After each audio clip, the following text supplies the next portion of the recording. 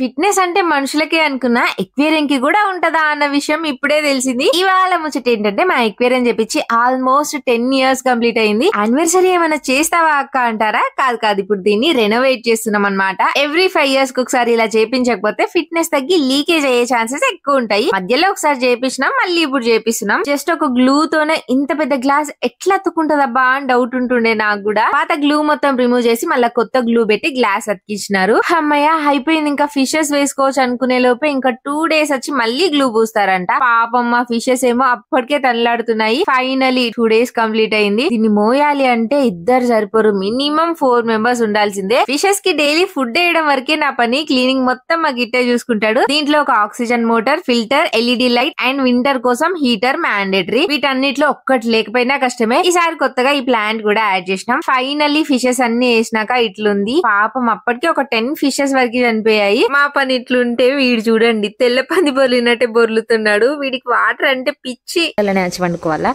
బొర్లు అగో పొట్ట చూడు ఎట్లా చేసుకున్నాడు. పొట్ట చూడు చూడు ఎట్లున్నది, దీని పొట్ట చూడు మొత్తం తడి చేసుకున్నాడు. బుగ్గలు బుగ్గలు బుగ్గలు, చిక్కి బుగ్గలు, పాల బుగ్గలు.